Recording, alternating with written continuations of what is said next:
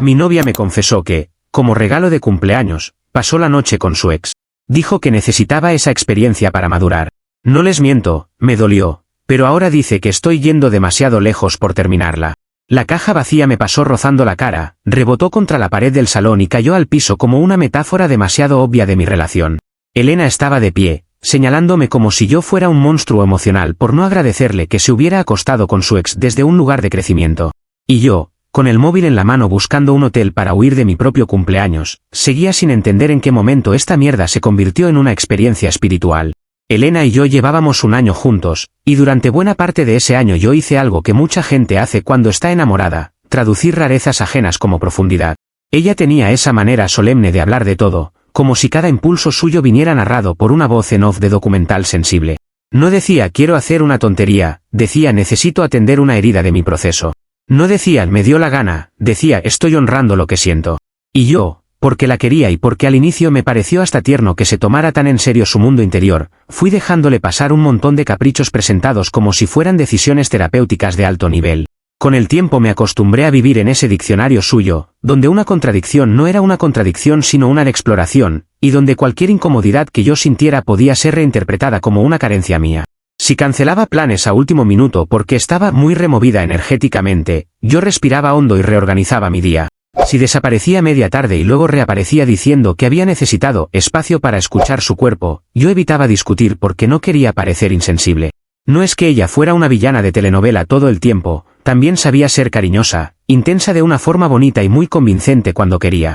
El problema es que empecé a notar que su supuesto trabajo interior siempre requería paciencia, comprensión y flexibilidad, pero casi siempre de mi lado. Antes de mi cumpleaños ya andaba rara, aunque en aquel momento me esforcé por pensar bien.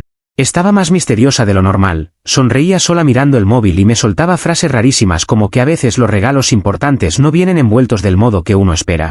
Yo pensé que quizá me estaba preparando alguna sorpresa cursi, una cena, una escapada o cualquier cosa de ese estilo. Incluso cuando me dijo que este cumpleaños iba a marcar un antes y un después para nosotros, lo interpreté en el sentido bueno, porque claramente yo soy de esa clase de idiotas funcionales que todavía intenta ponerle moño rojo a las señales de alarma. Vi piezas sueltas y me fabriqué una historia tranquilizadora porque me convenía más eso que aceptar que algo olía raro. La celebración fue en mi salón, algo tranquilo, porque yo venía cansado del trabajo y honestamente solo quería una noche sencilla. Habíamos comido, el ambiente estaba normal y yo todavía tenía esa expectativa básica de hombre fácil de complacer, unas cervezas, algo rico de cenar, compañía decente y dormir temprano. Elena apareció con una caja medianita envuelta con más cuidado del que merecía el contenido. Me la entregó con una seriedad ceremoniosa, casi orgullosa, y me dijo que esperaba que recibiera el regalo con apertura. Ya desde ahí me dio mala espina, porque nadie dice con apertura cuando dentro hay una camiseta o un reloj. Pero abrí la caja igual. Adentro no había nada. Ni una broma, ni una pista, ni otro paquete escondido abajo. Solo una nota que decía libertad con una letra muy suya, redonda y convencida. La miré primero a la caja, luego a la nota y después a ella, esperando que se riera y me dijera que el regalo real venía después. Pero Elena no se rió. Se acomodó en el sofá, cruzó las piernas con una calma de profesora de seminario, y me dijo que su verdadero regalo para nuestra relación había sido pasar la noche con Marcos, su ex, para terminar de madurar un vínculo pendiente que no había cerrado bien antes de estar conmigo. Yo no reaccioné de inmediato porque, sinceramente, mi cerebro tardó unos segundos en aceptar que esas palabras iban en ese orden y que no eran una parodia. La forma en que lo dijo fue lo más perturbador de todo. No venía con culpa, no venía llorando, no venía pidiendo perdón ni tratando de explicar una cagada. Lo soltó como quien te comparte una reflexión brillante después de una clase de yoga, esperando reconocimiento por la honestidad y quizá hasta admiración por el supuesto valor moral de contarlo. Se quedó mirándome con esa cara de gente que cree haber hecho algo incómodo pero noble, y en ese instante entendí que el problema no era solo que me hubiera sido infiel, sino que además quería convertirlo en una lección para mí. Le pedí que me repitiera lo que acababa de decir, no porque no lo hubiera oído, sino porque necesitaba escuchar si al ponerlo de nuevo en palabras le entraba aunque fuera una chispa de vergüenza. No le entró ninguna. Me explicó que esa noche con Marcos no había sido una recaída vulgar ni una traición vacía, sino una experiencia necesaria para cerrar una etapa de su vida y presentarse de forma más madura dentro de nuestra relación. Lo dijo con una tranquilidad tan ofensiva que por un segundo me sentí como el loco del cuarto, como si el único que no hubiera recibido el manual de esta nueva modalidad de cuernos con branding espiritual fuera yo. Y ahí se me empezó a secar algo por dentro, no de tristeza todavía, sino de hartazgo. Elena siguió hablando y empeorándolo todo. Decía que a veces el amor adulto exige actos difíciles de comprender desde una mirada convencional, y que ella había elegido no mentirme precisamente porque me respetaba. Me hablaba de valentía, de verdad, de libertad emocional, de vínculos que no se sanan desde la represión. Lo peor es que adoptaba ese tono compasivo que usan algunas personas cuando ya te han hecho daño pero quieren además ocupar el papel de la más consciente en la conversación. Yo la escuchaba y veía clarísimo el truco, había agarrado una infidelidad de manual, le había puesto palabras de podcast, y ahora pretendía que yo alabara la presentación. En ese momento empecé a repasar mentalmente un año entero de pequeñas cosas que yo había ido tragando por amor, por paciencia o por simple pereza de discutir. Cada vez que algo me parecía mal pero terminaba cediendo porque ella lograba convertir su deseo en necesidad sagrada. Cada vez que mi incomodidad quedaba retratada como una limitación mía y no como una consecuencia lógica de sus actos. Y de pronto todo me cayó junto, como si esa caja vacía fuera el resumen perfecto de la dinámica, mucho discurso, mucha simbología y, al final, nada dentro salvo el descaro de hacerme sostenerlo. No sentí ganas de gritar ni de montar una escena. Sentí cansancio, de ese que llega cuando por fin entiendes que llevabas demasiado tiempo negociando con alguien que siempre movía los postes. Le dije, lo más tranquilo que pude, que eso no era madurez, que era una infidelidad con mejor marketing. No se lo dije para lucirme ni para ganar la discusión, se lo dije porque era exactamente eso. Que ella hubiera decidido envolverlo en palabras de autosanación no cambiaba el hecho central, habíamos acordado una relación monógama, y ella había pasado la noche con su ex. Ni más elevado, ni más profundo, ni más consciente. Su cara cambió al instante, no a culpa, sino a ofensa, como si yo estuviera simplificando algo demasiado sofisticado para mi capacidad emocional. Ahí confirmé que ni siquiera veía el daño con claridad, porque estaba demasiado ocupada viendo su propia narrativa. Entonces solté la caja sobre la mesa. Ni la lancé ni hice teatro con ella, la dejé caer como quien por fin se saca algo ridículo de las manos. Me levanté del sofá, la miré un segundo y le dije que, en honor a esa libertad que me acababa de regalar, yo ya no era su novio. No hubo gran discurso final de mi parte, porque ya estaba agotado de escuchar uno ajeno. Solo supe que si me quedaba ahí sentado 5 minutos más, iba a terminar discutiendo contra una religión improvisada donde acostarse con el ex era evolución y pedir respeto era atraso. Y yo, con todas mis limitaciones terrenales, decidí que al menos ese culto no iba a seguir practicándose conmigo adentro. Comentarios de la historia principal. Usuario Anónimo 1 dice, la caja vacía fue un detalle finísimo, la verdad. Este año te regala libertad, el próximo te regala el vacío existencial y se acuesta con el vecino para explorar la acústica del edificio. Hay gente que de verdad no tiene vergüenza, pero sí mucho empaque. Respuesta de OP, presupuesto para la decencia no había, eso quedó claro. Pero al menos la caja era de cartón reciclado, muy coherente con su lógica reutilizada. Casi me da pena tirarla de lo bien que representaba la situación. Usuario Anónimo 2 dice, no te ofendas, pero suena a que simplemente no estás preparado para una relación de alto nivel de conciencia. Hay personas que aman desde lugares más complejos y no todo cabe en la mentalidad básica de posesión y exclusividad. A veces el problema no es lo que pasó, sino lo limitado del receptor. Respuesta de OP, sí, puede ser, mi nivel de conciencia todavía no asciende hasta el punto de agradecer cuernos envueltos para regalo. Debo seguir siendo muy terrenal porque sigo asociando novia con no se acuesta con el ex. Lo aceptaré con humildad y a distancia. Actualización 1. Ha pasado 1 hora desde que terminé con Elena en mi propio salón, y todavía seguía sintiendo que el aire de la casa estaba sucio. Yo ya había tomado la decisión, y mentalmente, estaba en modo supervivencia básica, salir de ahí, dormir en cualquier parte y procesar la humillación cuando mi cerebro volviera a funcionar. Pero Elena, lejos de quedarse callada o asumir el golpe, interpretó mi ruptura como la apertura de un foro de preguntas donde ella podía exponer con más detalle su gran obra de honestidad afectiva. Se plantó frente a mí con esa mezcla de indignación y superioridad pedagógica que ya le conocía. Y de pronto empezó a ampliar la historia de su conexión energética con Marcos como si el problema hubiera sido que me faltaba contexto técnico. Según ella, yo estaba reduciendo a algo carnal una experiencia que había sido profundamente espiritual. Me dijo que con Marcos no se trató de sexo en el sentido ordinario, sino de un encuentro pendiente, una despedida consciente, una especie de cierre corporal para que el alma dejara de arrastrar residuos del pasado. Cada frase era peor que la anterior, pero lo más impresionante era el tono. No sonaba avergonzada ni nerviosa. Sonaba casi decepcionada de que yo no estuviera sabiendo apreciar la fineza emocional de que me describieran una infidelidad como si fuera un taller intensivo de crecimiento. Yo estaba de pie, quieto, escuchándola por pura incredulidad, como quien ve a alguien incendiar la cocina e insistir en que está decorando con velas.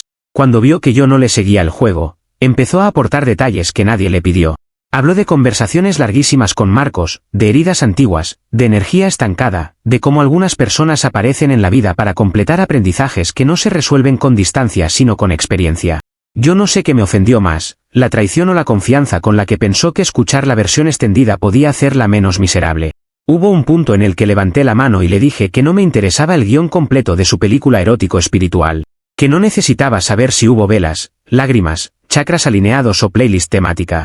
Lo dije seco, sin alzar la voz, y eso pareció molestarla todavía más. Ahí Elena cambió de registro y pasó del relato solemne al reproche directo. Me dijo que yo no valoraba su vulnerabilidad, que otras personas habrían ocultado algo así por miedo o cobardía, pero que ella había decidido contarme la verdad porque me respetaba. En su cabeza, claramente, el acto central de la noche no era haberse acostado con otro, sino haber tenido luego la generosidad de informarme. Era como si esperara una medalla por no gestionar la mentira con más logística. Y mientras más hablaba, más evidente se hacía algo que me heló por dentro. No estaba intentando reparar nada, estaba intentando conservar su autoimagen de mujer valiente y evolucionada. Mi dolor le importaba menos que su personaje. Yo la miraba y pensaba en lo absurda que era la escena. Era mi cumpleaños, se suponía que al menos ese día no me tocaba hacer de árbitro entre la realidad y sus delirios morales, y sin embargo ahí estaba, escuchando a mi exnovia justificar una noche con su ex como un gesto de profundidad relacional. Mi salón parecía el set de una obra escrita por gente que odia la vergüenza ajena. Sobre la mesa seguía la caja vacía, la nota de libertad y los restos de una cena que una hora antes me había parecido simplemente mediocre. Y Elena, en lugar de notar el desastre emocional que acababa de provocar, seguía obsesionada con que yo entendiera la belleza conceptual del desastre. Le repetí que no me interesaban sus detalles, y eso la encendió.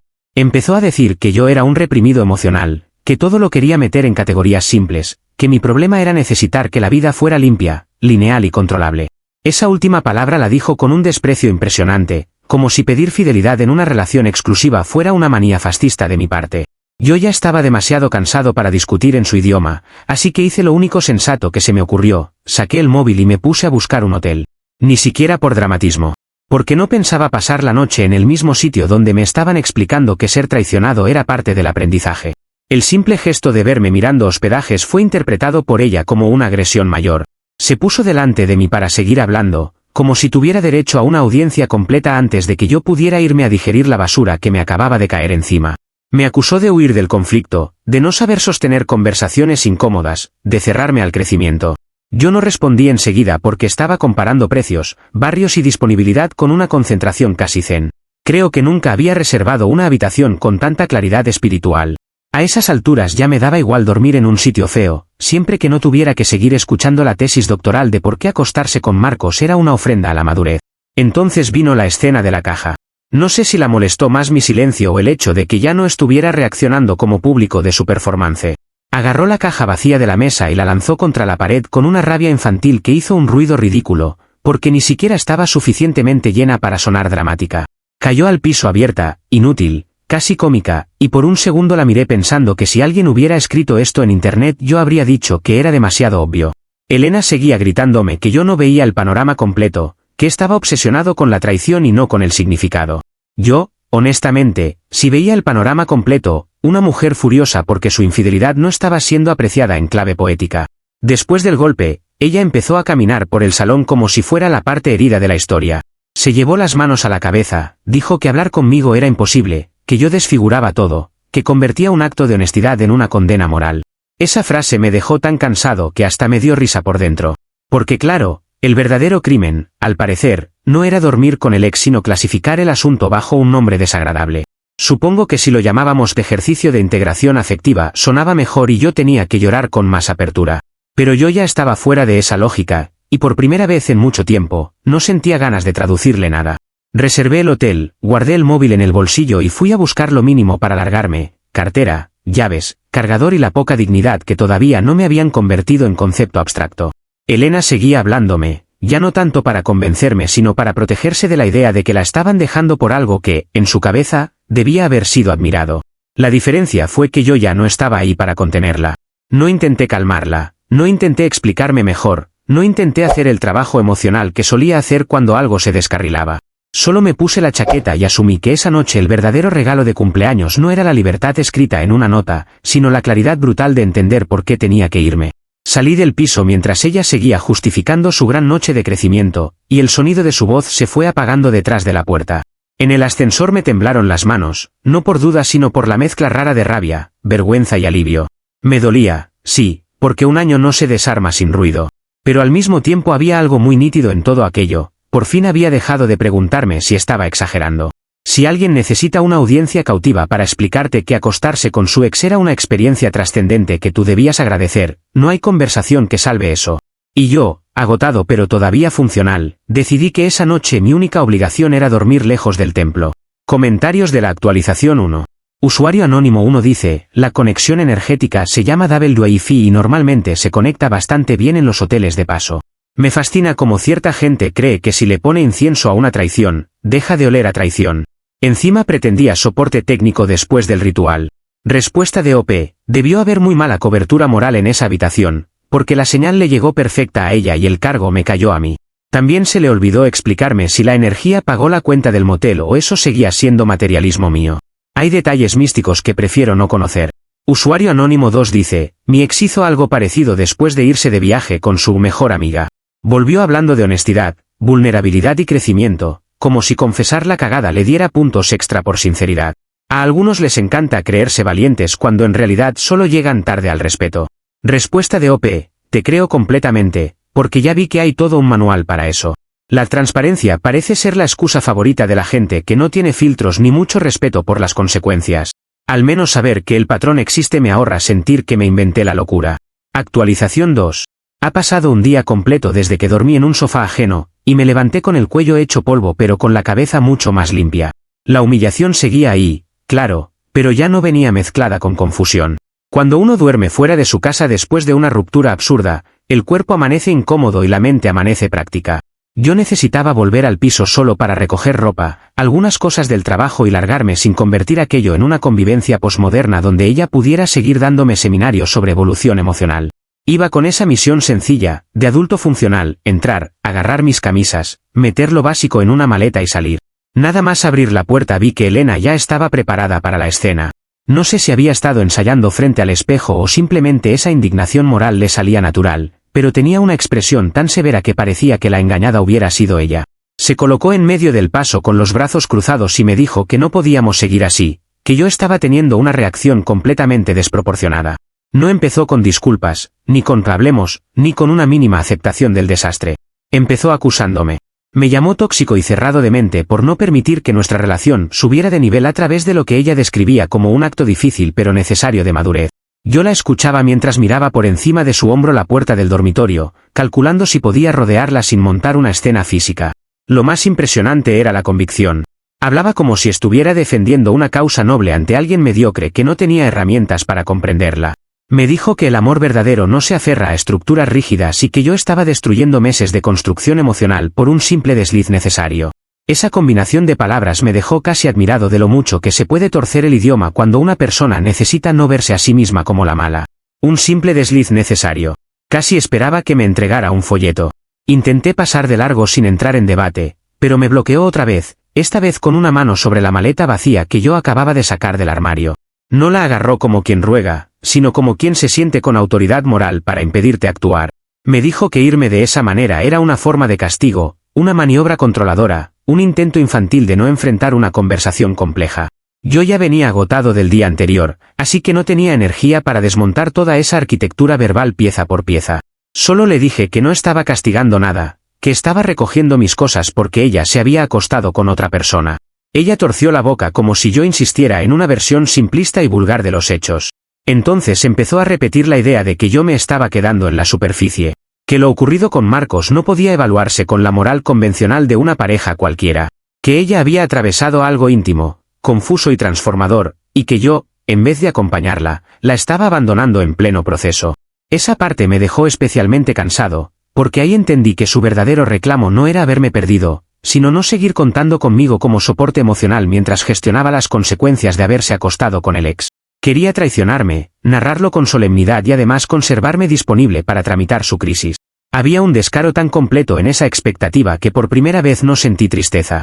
Sentí una especie de fatiga limpia. Le quité la maleta de la mano con calma, sin tirones, y empecé a meter camisas dobladas de cualquier manera.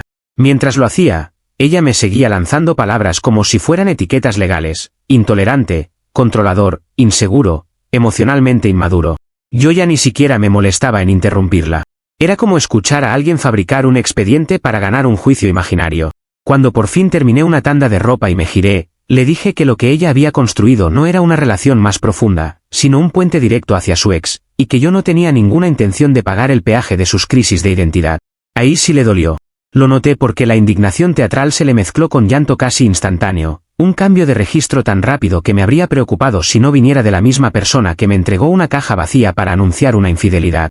Empezó a llorar diciendo que yo no sabía sostenerla, que era muy cruel dejarla sola justo cuando más vulnerable estaba, que mi reacción revelaba muchísimas cosas sobre mi necesidad de control. Y remató con una frase que me dio una mezcla de risa y pena ajena. Aseguró que su terapeuta le daría totalmente la razón sobre lo problemática que era mi actitud. Yo nunca había oído hablar demasiado de ese terapeuta, y sinceramente, empecé a sospechar que esa terapia ocurría más en vídeos de autoayuda de madrugada que en una consulta de verdad. No se lo dije porque no quería alargar aquello, pero por dentro ya estaba viendo la estructura completa del delirio. Cada vez que la realidad la ponía en evidencia, ella traía una autoridad invisible a validarla: el proceso, la energía, la madurez, la terapia, la conciencia. Siempre había una instancia superior y nebulosa que convertía sus actos en algo supuestamente respetable y mis límites en una falla ética. Era agotador porque no estabas discutiendo con una persona que reconoce hechos, estabas discutiendo con una narradora que nunca suelta el control de la historia. Y ahí fue cuando mi rol se me volvió clarísimo. Yo no tenía que convencerla de nada. Solo tenía que salir de ahí sin volver a dejarle un milímetro de mi dignidad para que ella lo rebautizara. Terminé de cerrar la maleta y fui a por unas carpetas del trabajo que tenía en el escritorio. Elena me siguió hasta allí, todavía llorando, todavía hablando, todavía colocándose en el centro de la tragedia. Decía que habíamos construido demasiado como para tirar todo por una experiencia aislada. Esa frase me dio incluso un poco de ternura amarga, porque revelaba algo bastante crudo. De verdad creía que la relación seguía siendo un edificio firme y que yo estaba demoliéndolo por un problema de perspectiva. No alcanzaba a entender que no se rompe solo por la infidelidad, sino por la soberbia posterior, por la incapacidad de nombrar el daño sin maquillarlo, por la exigencia de que el herido además aplauda. Eso fue lo que terminó de vaciarme. Antes de salir, me pidió que al menos aceptara hablar más tarde, cuando yo estuviera menos alterado. Se lo pidió ya no con superioridad, sino con ese tono de persona que aún cree que, si logra la conversación correcta, podrá reordenar la realidad a su favor. Le dije que no. No hice un discurso. No le prometí revisar nada. No le ofrecí una pausa estratégica. Solo dije que no, porque por primera vez entendí que cualquier puerta abierta iba a ser usada por ella no para reparar, sino para seguir renegociando lo innegociable. Y francamente ya no estaba para reuniones de rescate con una secta de una sola miembro. Salí del piso con la maleta pesando menos que el ambiente que dejaba atrás. En el pasillo me dio esa sensación rarísima de haber escapado de un lugar donde la lógica básica había sido sustituida por frases bonitas pegadas con cinta. Como si hubiera estado en un culto donde el sacrificio exigido fuera mi capacidad de llamar traición a la traición. Bajé las escaleras respirando mejor, aunque todavía con el nudo de quien sabe que esto no se ha acabado. Porque gente como Elena no suele aceptar la versión ajena de los hechos cuando la propia les queda tan elegante.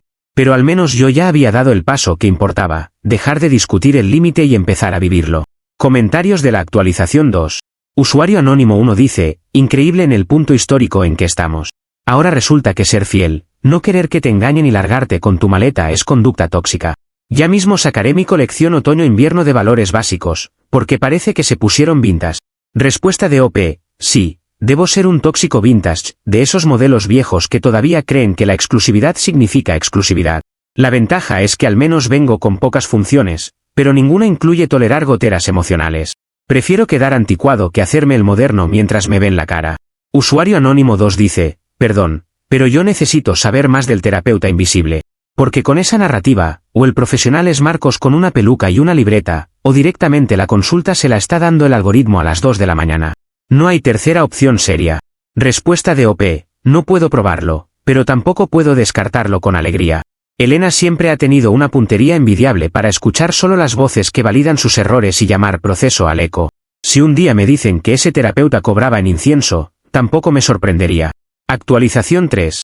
Han pasado 3 días desde mi mudanza definitiva, y por primera vez en una semana mi paz mental empezó a respirar sin pedir permiso. Ya tenía mis cosas repartidas en el nuevo apartamento, el trabajo volvía a parecer trabajo en vez de ruido de fondo, y hasta me estaba permitiendo el lujo básico de desayunar sin repasar mentalmente la palabra libertad escrita en una tarjeta ridícula.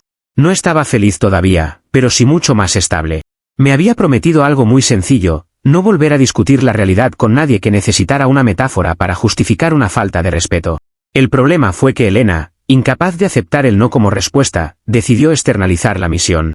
Mi teléfono empezó a sonar desde temprano con números que no tenía guardados y audios larguísimos de mujeres con tono de taller intensivo.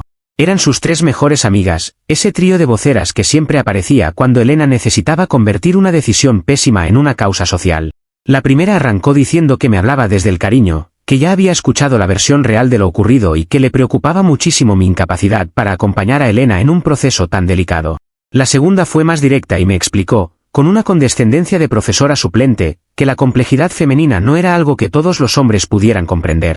La tercera no perdió tiempo y dijo que si yo de verdad la hubiera amado, habría entendido que sostenerla en esa etapa era precisamente la prueba de un vínculo maduro. Escuché 2 audios enteros y la mitad de un tercero antes de notar que me estaba haciendo daño gratis. No porque me convencieran, sino porque daban esa sensación asfixiante de estar atrapado en una reunión donde todo el mundo finge que 2 más 2 no son 4 para no incomodar a la persona más insoportable de la mesa. Las 3 repetían el mismo libreto con pequeñas variaciones. Elena estaba expandiendo su conciencia, yo estaba reaccionando desde el ego, y terminar la relación por algo así me convertía en un hombre emocionalmente precario. Una incluso soltó que el amor no se demuestra cuando todo es cómodo, sino cuando toca sostener verdades difíciles. Curiosa definición de verdad difícil: te engañé con mi ex y ahora exijo acompañamiento. A media mañana llegó el plato fuerte, un mensaje grupal donde me metieron sin preguntarme y que parecía escrito por un comité de presión moral. Lo habían titulado, sin ironía alguna, responsabilidad afectiva. Ahí me explicaban que perdonar no solo era lo correcto, sino el único camino para no quedar como un machista retrógrado ante nuestro círculo social. Esa frase me hizo dejar el café en la mesa y reírme solo en la cocina, no de diversión sino de puro desconcierto. Porque hasta ese momento había pensado que Elena era experta en manipular el lenguaje, pero no había dimensionado que también tenía una pequeña franquicia. Ya no se trataba solo de convencerme a mí, ahora intentaban dejarme socialmente marcado si no colaboraba con el relato. Lo interesante es que esa jugada me terminó aclarando más las cosas. Elena ya no estaba intentando salvar la relación. Estaba intentando salvar la versión de sí misma en la que seguía siendo la mujer profunda, valiente y honesta que había tropezado con un novio limitado. Y como yo me negaba a darle la validación que necesitaba, mandó a sus satélites a presionarme desde otro ángulo. No pedían reconciliación real, pedían sometimiento narrativo. Que yo aceptara que mi límite estaba mal planteado. Que me disculpara por no haber reaccionado de la forma correcta ante su supuesta evolución. Que, de algún modo, el engañado acabara corrigiéndose para que la autora del desastre no tuviera que tocar una sola pieza de su autoimagen. Yo no contesté nada. Ni al grupo ni a los audios. No por madurez iluminada, sino porque ya estaba agotado de regalarle atención a gente que funcionaba como ministerio de propaganda sentimental. Dejé el teléfono boca abajo y seguí con mi día. Fui a comprar un par de cosas para el apartamento, contesté correos del trabajo, armé una repisa mal y la volví a armar peor. Durante un rato me sentí casi normal, hasta que en la tarde me llegó un correo electrónico de Elena con el asunto, tu miedo a la verdad. Ahí sí tuve que sentarme, porque solo el título ya prometía un nivel de soberbia que necesitaba respaldo lumbar. El correo tenía 3 páginas. No es una metáfora. Las conté al abrirlo desde el portátil porque quería saber hasta dónde llegaba el espectáculo. Empezaba con una introducción casi mística sobre cómo algunas personas confunden el amor con la posesión y cómo los vínculos reales solo sobreviven cuando uno se atreve a mirar de frente lo que duele. Después venían párrafos enteros sobre sus heridas antiguas, sus patrones relacionales, la noche con Marcos entendida como acto de integración, y mi reacción descrita como una violencia simbólica contra su verdad. En algún punto exigía, ya sin rodeos, una disculpa formal por mi respuesta desproporcionada. No una conversación. No un ojalá entiendas. Una disculpa formal.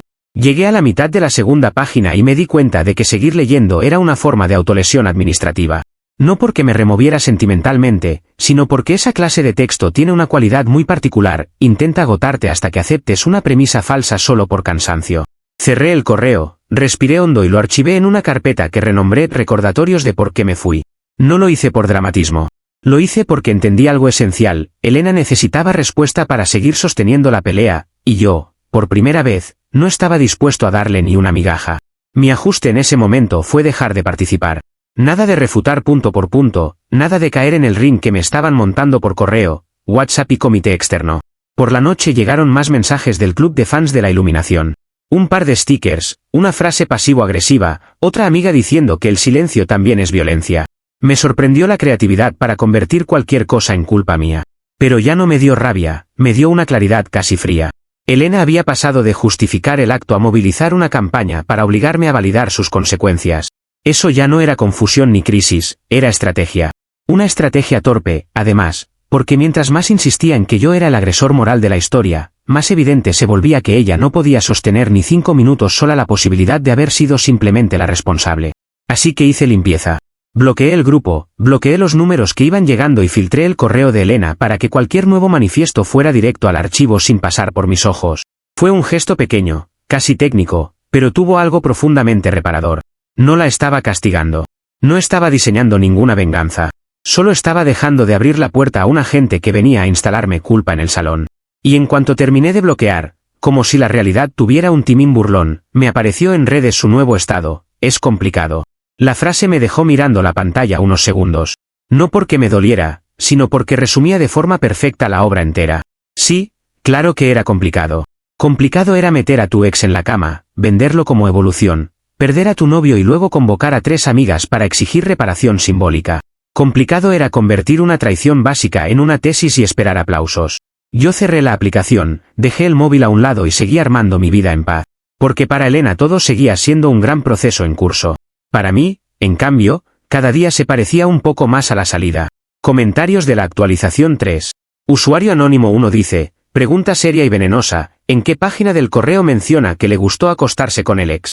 Porque 3 páginas de filosofía barata son muchas palabras para evitar una frase bastante simple. Estoy seguro de que en algún punto el PDF casi se masturba solo.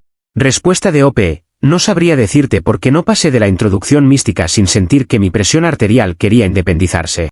Estaba demasiado ocupado expandiendo mi conciencia lejos de su buzón como para llegar al capítulo donde seguramente se santificaba sola.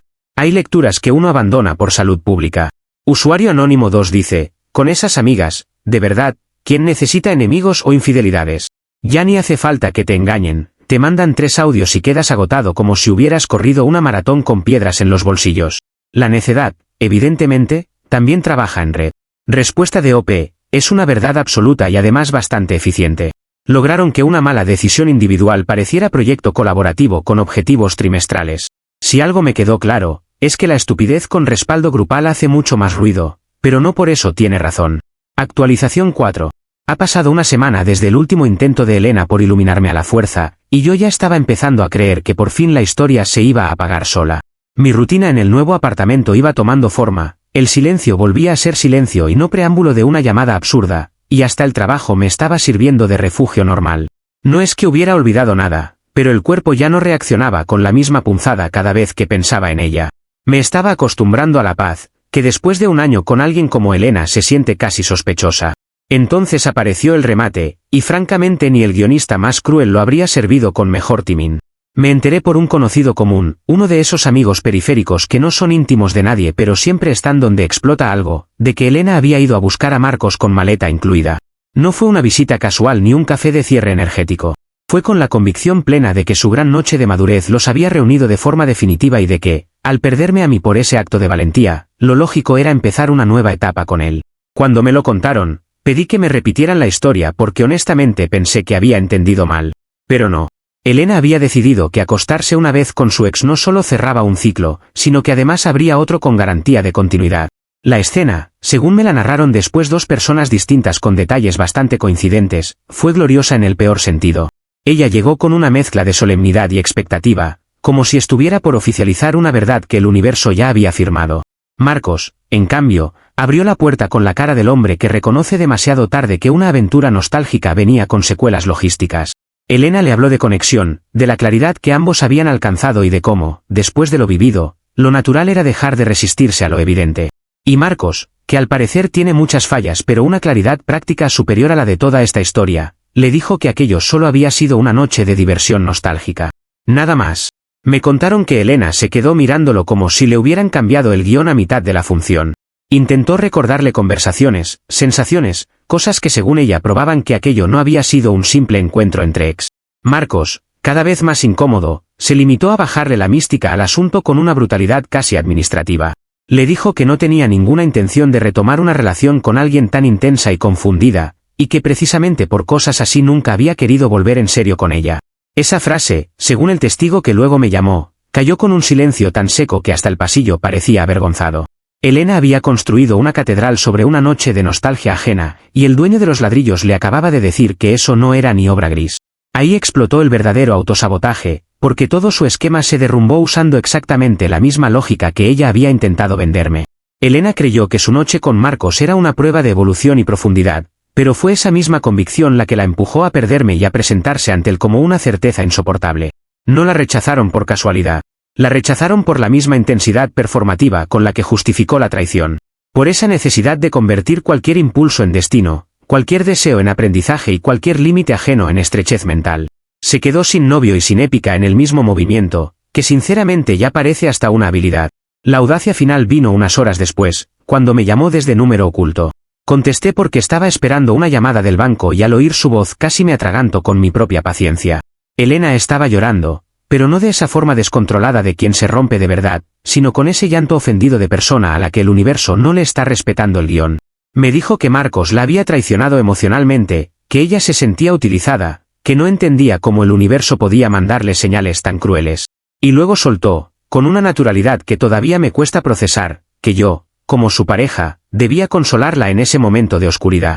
Hubo un segundo de silencio en el que incluso yo me sorprendí de lo tranquilo que estaba. Hace unas semanas esa llamada me habría encontrado confundido, dolorido, todavía medio entrenado para sostenerla. Pero en ese momento no sentí ternura, ni rabia, ni ganas de explicar nada. Solo una claridad muy fría, la misma que te deja de herencia una humillación bien procesada. Le recordé, con una calma que hasta a mí me sonó nueva, que la libertad que me regaló en aquella caja vacía no incluía servicio de atención al cliente para infieles despechadas. No levanté la voz. No adorné la frase. Se la dejé caer limpia. Ella intentó girarlo de inmediato. Dijo que yo estaba siendo cruel, que le estaba dando la espalda cuando más me necesitaba, que eso demostraba que nunca había entendido lo que teníamos. Curiosamente, ya no hablaba de crecimiento, ni de madurez, ni de la belleza de las verdades difíciles. Toda esa filosofía se había evaporado apenas el ex le cerró la puerta. Quedaba solo el hueso del asunto, quería volver al lugar seguro que había dinamitado con sus propias manos. Y por primera vez yo no me sentí culpable al no ofrecérselo. Le dije que lo sentía por ella en el sentido más básico en que uno lamenta que alguien se estrelle contra una pared que veía desde lejos, pero que yo ya no estaba disponible para ser refugio después de haber sido reemplazado en nombre de la iluminación. Colgó mal, con ese ruido brusco de teléfono que no resuelve nada pero sirve de gesto final para quien todavía quiere irse sintiéndose menos equivocada. Yo me quedé unos segundos mirando la pared del salón nuevo, respirando en silencio, y luego seguí con lo que estaba haciendo antes de contestar, acomodar unas llaves y unos papeles en la entrada. Fue un momento ridículamente doméstico para cerrar una historia tan absurda, pero justamente por eso me gustó. Nada de música épica. Nada de venganza grandiosa. Solo yo, en paz, mientras al otro lado del caos Elena comprobaba que no todo colapso viene con audiencia disponible. El toque más cómico lo vi al día siguiente en redes. Publicó una foto de amanecer con filtro cálido, una taza de café y la frase, el vacío es el inicio de la luz. La escribió desde el cuarto de su infancia, porque otra persona me confirmó que había vuelto a casa de sus padres con maleta, crisis y toda la iluminación a cuestas. La imagen mental era demasiado perfecta, una mujer que convirtió el vacío en concepto viviendo otra vez entre peluches, pósters viejos y la decepción silenciosa de una madre que seguramente ya no sabe si prender una vela o quitarle el WiFi. No me burlé públicamente ni dije nada. No hacía falta. La escena ya venía subtitulada por la realidad. Hoy estoy bastante mejor. Más ligero, sí, pero sobre todo menos dispuesto a negociar límites básicos con gente que habla como manifiesto y actúa como accidente. Conseguí un apartamento pequeño donde por fin todo lo que hay dentro significa exactamente lo que parece, que ya es bastante lujo para mí. Y la famosa caja vacía, por puro sentido del humor, terminó conmigo.